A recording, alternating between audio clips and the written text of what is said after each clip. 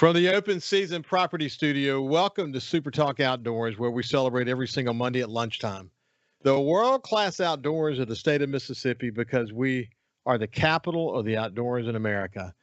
You know, it's amazing we're approaching the end of January 2024. Deer season's coming to a close. But on that note, incidentally, as we've discussed in past shows, it's been a good one for me and my family and my friends. We've really enjoyed our time in the Mississippi Delta. And of course, we know that in the southern zone, deer season will still be going forward in the first couple of weeks of February. But it's been a fun season. I mentioned to a friend the other day that time flies when you're having fun, and that is for sure. I mean, again, to me, hunting is about spending time in the outdoors with family and friends and kind of soaking it all up. And I can't say enough good things about it, but it's amazing to me, and we'll be doing this here shortly, that we're already talking about turkey season. Incidentally, the legislative session is moving along rapidly. We're going to be following it very closely.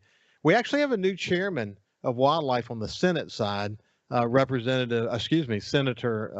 Ben Suber.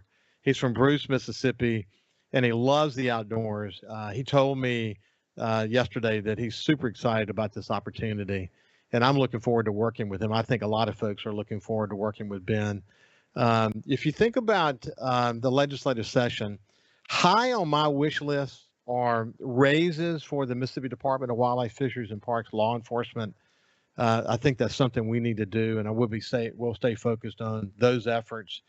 I think we got to get this turkey stamp across the finish line. Last year, we won't relive what I think were some sort of lack of leadership toward the end in the final moments of the session.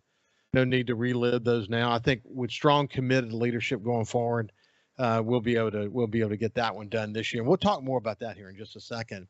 But one other thing, I've been really analyzing information I received from the Mississippi Department of Wildlife, Fisheries, and Parks about high fence ownership in Mississippi. And I'm doing some kind of detailed analysis of it. I'll share some of that here on the show. I've also received some information that was recently distributed by the deer breeders that suggests maybe, just maybe, they may not have given up on the issue of the sale and transfer of deer. So that's something we're going to really watch. It's currently illegal in Mississippi, and it needs to stay that way. I think that the vast majority of high fence owners in this state, and I've talked to so many of them, have zero interest in breeding deer. They just really want to manage the deer that's on their properties, and that's the main reason that they have high fences. Some even told me they're even considering taking their high fences down. It's hard to maintain those things. It's hard to keep them impenetrable, and there's a lot of work that has to go into that. But I think what's important here is that the deer breeders, and over the past many years, I've called them the deer kings in Mississippi, potentially still want to make the sale and transfer of deer legal. And that's something we've really got to stay focused on as we go forward. If you look at recent chronic wasting disease positives inside high fences in Mississippi, it's alarming, and it creates some really big challenges. If you look over in Louisiana recently, you'll see some stories, some chronic wasting disease stories that have come out of there that aren't very good, and it puts high fences and it puts deer breeders in the spotlight. And so we're going to have to stay really, really focused on that. There's an organization actually that represents high fence owners, and I think that people who run that organization conflate high fence ownership with breeding deer. And in fact, I've talked to some high fence owners that are not happy about that. What they really need to do is focus on making sure that the interests of high fence owners are looked out for, as opposed to trying to do something behind the scenes to make the sale and transfer of white-tailed deer. So conflating high fence ownership with deer breeding is not in the best interest of high fence owners. And some of them are thinking that the deer breeders need to go get their own organization to do that, so that we don't negatively reflect on high fence owners in the state. Something we'll be talking more about in the future. Some of them will actually join me on this show. And, as we've always done, we think for a host of reasons, the sale and transfer of white-tailed deer cannot be made legal in this state. There's too many best practices emerging around the United States around chronic wasting disease, among other things, that tell us we should not do that. Okay, with that said, we're going to shift gears and move over to my friend Adam Butler, who is head of the Wild Turkey Program in Mississippi, and someone I really have enjoyed spending time with over the past many years. And before we go any further, let me just say good morning or good afternoon to you, Adam. How you doing? I'm doing great. Like you say, it's hard to believe we're already talking about turkeys. I mean, just right around the corner, it felt like it was food plot planting time, and now here we are. It does go by really fast. Hey, Still we'll looks like get we got a little more winter left. Got some cold weather we coming do. up. We Yeah. do. We do. Hey, listen, I just want to mention before we talk about the wild turkey situation and the wild turkey stamp that I think so many of us want to see get done this year in the legislature. How's your hunting season been? It's been good. My son is at that age where it's really he's 11, so we're spending a lot of time together in the woods. And I always have to remember, he's not a grown up, can always keep up and go, but he's really getting into it and enjoying it, and it's cool watching a lot of his first experiences and just the things that somebody who's hunted for decades and decades, you just take for granted all the magic that just watching a deer and the little things that all of hunters treasure so much, and seeing it through the eyes of the kid is really cool. So it's been good. Hope it's not over yet, but it's been a good year. Listen, my grandson Brody was able to kill his first doe this season with a 243 that my sons used, and so many of our family have used. It's been passed around. It's just a beautiful little 243 youth model, and he got it. But he'd been hunting in the stand with his dad for many years. I mean, just he just loves to sit and watch the deer, as you pointed out. But having a kid at the camp, man, having a kid around, I mean, I'll drop everything to go there if I know there's going to be some family or kids there. It's just so much fun, man. Just to watch Yeah, it the really deer is. out. So my cousins who I grew up hunting with, kind of all together on family property, we're all now grown and have kids that are about the same age, and it's so just like you said, like now our kids are all in that 8, 9, 10, 11-year-old, 12-year-old range, and it's just really cool watching them all interact. And now they're all kind of like sharing hunting stories back and forth and talking about the deer they saw or this, that, the other. So it's just really cool, like overhearing their conversations as they're getting into it. Hey, listen, on the farms that I lease in the Mississippi Delta, we've seen in areas where a few years ago we had some big flooding issues and big challenges here and there. We've seen some turkeys during deer season. We've seen a lot more turkeys than we have seen really on these farms since we've leased them ever. Um, you've got some good news as it relates to Well, turkey hat Rick, and all that, don't you? so look, if I'm putting my turkey hunter hat on, you need to kind of tamper down what you just said. Don't share that secret far and wide. You don't want anybody to know that. But yeah, man, we're actually as a state sitting really good right now. The last 2 or 3 years have been some of the best we've probably had in 20 years. Our harvest estimates are as good as they've been since the early 2000s over the last couple of spring seasons. Um, our hatch data, we've essentially had really good hatches across the state in about 3 of the last 4 years, and consequently, you're seeing turkey numbers increase. Our estimates of population are up, stuff like that. But then also exactly what you just said, people are seeing it on the landscape. They're seeing turkeys in places they haven't in a long time.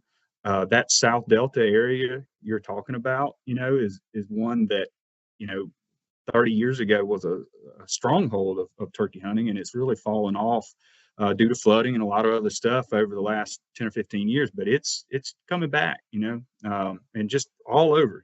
All this deer season, I get trail camera pictures from people or text people seeing a lot of birds. So there's a lot of, I think, excitement right now around turkeys. We're in a pretty good cycle. One thing we need to stay focused on is, deer feeders are legal in Mississippi, except in CWD zones. At some point, I think we're going to have big conversations about that in the state. But for now, they're legal during deer season. But once deer season is over, they need to be picked up. And the reason for that is multitude of reasons for that. But it's not good for the turkey population, is it? No, and that is a good point, that people need to realize the regulations around the take of deer at supplemental feeders do not apply to turkeys, and so there is a difference there. So just be cognizant of that. If you got questions there, call our office or something. But certainly you need to think differently during the spring turkey season than you think during the deer season. The law as it pertains to deer is not the same with turkeys. You think about that study that Mississippi State did. I think I remember this right. 118,000 feeders that they assessed from the air. That's what they could see. I mean, it makes you wonder what's under the canopy. And then we still got people piling corn on the ground, which they shouldn't do. It's not good for the deer either. Actually, when that corn gets old and deer go in, especially when there's a lack of acorns and they go eat them, it can kill deer. And we'll probably talk more about that with William McKinley the next time that he and I get together. But we don't, we found that predators will go hunt those feeders, and it's just not good for the turkey population, is it? That's true. I mean, turkeys, they have a hard go no matter what. So anything that puts the advantage in the predator's court is not going to be good for the turkey. Not good. Hey, listen, we're going to continue our conversation with Adam Butler on the other side. We'll talk about the turkey stamp and why we need it in Mississippi. We'll see you after this. Welcome back to Super Talk Outdoors from the Open Season Properties studio. Listen, Open Season Properties is a full-service real estate company with a team approach philosophy that ensures your needs are the highest priority, whether it's rural land sales, residential, or commercial properties. Open Season Properties markets and sells real estate in Mississippi, Louisiana, Arkansas, Tennessee, Alabama, and Georgia, and they're dedicated to the development of long-term client relationships and unwavering commitment to service. Go to openseasonproperties.com to learn more. We're thrilled to have them as a sponsor of Super Talk Outdoors in the studio here of this show. Now let's shift back over to my friend Adam Butler, head of the Wild Turkey Program for the Department of Wildlife, Fisheries, and Parks. Two things I want to talk about: draw hunts, and also the wild turkey stamp that failed in the legislature last year that has a good chance this year. And we'll talk a little bit more about that in a minute. But update me on the draw hunts. Yeah, so I know a lot of people love to hunt our public lands. We're really blessed as a state to have really good turkey hunting on public land in Mississippi. That's available to folks, and traditionally one way we've regulated the hunting pressure early season is through draw hunts. A lot of our WMAs are draw hunt either for the beginning part of the season or in some cases for a longer period of time. I want listeners to know we've had this year we've moved the application period back for that. Typically, and we've been doing it for a long time, so I know a lot of people probably mark those dates on their calendar. We typically accept applications for those draws from January 15th to February 15th every year.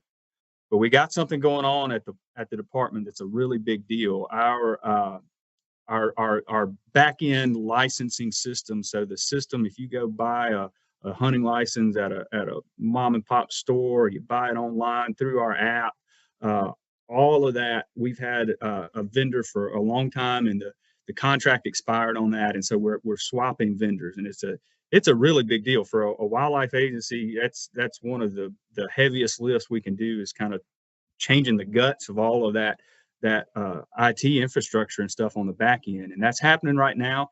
We're switching to a new vendor. The good news for the public is I think it's going to be a much better experience for the public going forward, because all of our stuff is now going to be in one place. Draw hunts, all of our mobile features are all going to be in one place. But because of that, because our launch is in mid-February for this new system, we wanted to do the turkey draw hunt applications all in the new system. So we've moved the dates back for the application period and kind of truncated a little bit just for this year. So hunters need to know the draw hunt applications are going to be February 28th or February 21st to February 28th. That's when we're going to take applications, and hopefully the Monday thereafter, we're going to let people know. Next year, we're going to go back to the same process we've done, the same time frame we've done. I think, I know nobody likes change, and that's going to be a little bit of a shift for this year. But we're really excited about this new system, and we think, long term it's going to provide a better overall customer experience for our public. I know draw hunts are one thing we've heard criticisms about in the past, this new system, I think, is going to be a lot better and people are going to like it. So just bear with us a little bit for this year. We had to move that application period back. Keep in mind those new dates are February 21st to February 28th for this year's application. But we think in the end, just bear with us as we move through this change. But in the end, we think we're going to have a better product we're going to be offered to the public going forward. Yeah, I had a good conversation with Executive Director Lynn Posey recently about the new system.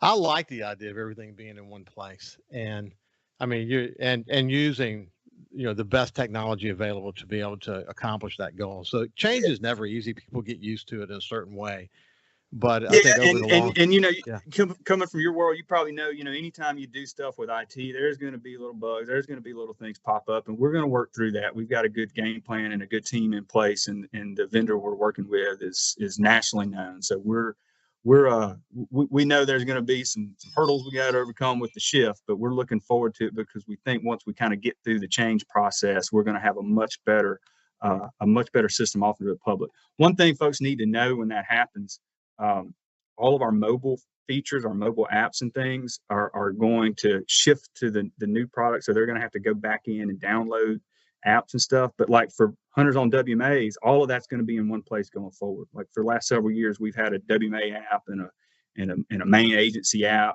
and all that's now going to be in one place. So yeah, I think it's a great idea, and it's improvement. It's advancing how you serve the public, and I think it's all a good thing.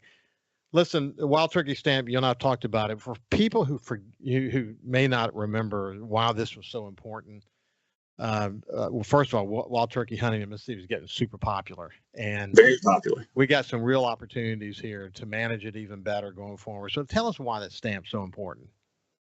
Well, to me, I'm biased. I think Mississippi's the capital of the wild turkey world. We're a blue chip state, and we need to be able to put our resources where our mouth is on that. And I think the stamp itself is actually something that really came externally from the department. Hunters came to us saying they want this.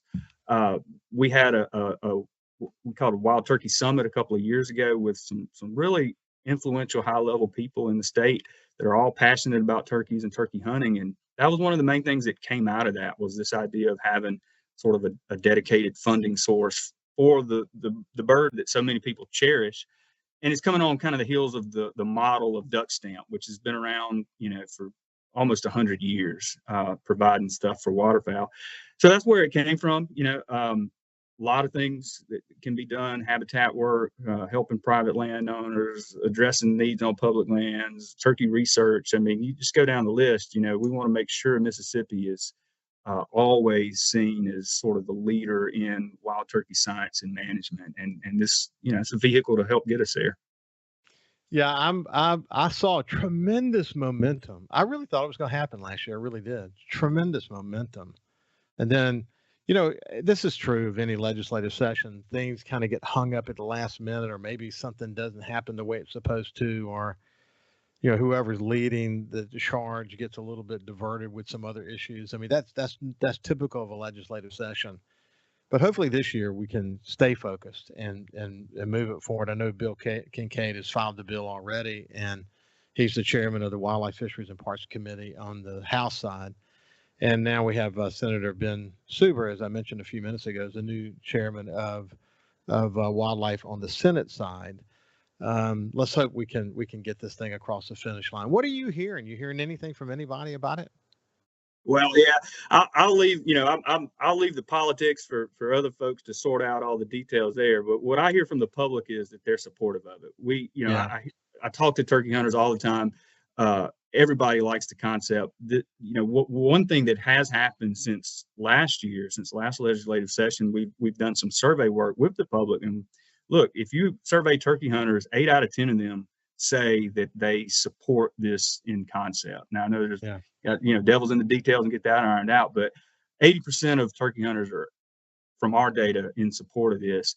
And that's really astounding, because there's almost no wildlife issue I can think of that has that high a level of support. I mean, it's difficult to get 8 out of 10 people to agree what color the sky is. So that tells me that this is something that the user group that that this would affect want to see happen, and that they're passionate about.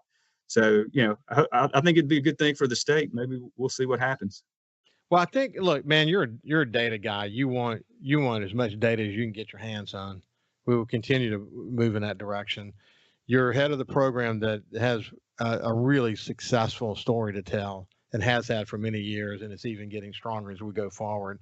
Of course, as I mentioned, the demand on the turkey side, both from Mississippians and those outside of Mississippi, continues to grow.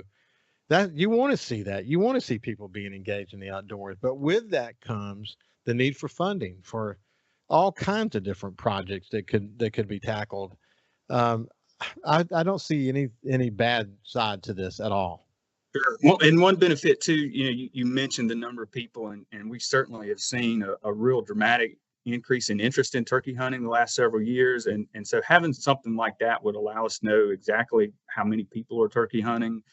It would allow us to be able to directly, ask those people their opinion on different policy issues and stuff like that. So just having that kind of information is really beneficial as we move forward. Because like I said, we've seen a huge increase in interest around turkey hunting in the last, decade or so. When you compare us to maybe some northern or midwestern states, we've always had a really strong turkey hunting culture going way back. And it's surprised me that we've still had room to grow there in recent years. Yeah, it is. As my friends from Mossy Oak or Will Primos or any number of other folks, when they talk to me about turkey hunting, is the most religious. I have another addictive is the word I'm looking for. Absolutely. Religious / addictive behavior you can ever get involved in, and what a great way to be introduced to the outdoors, and lots of new people being brought into hunting as a result of turkey hunting. So cool stuff. Hey, Adam, thanks for your leadership, my friend. Absolutely. Anytime. I'd love to come back and talk turkey sometime when we get to we're going to get spring day soon for sure.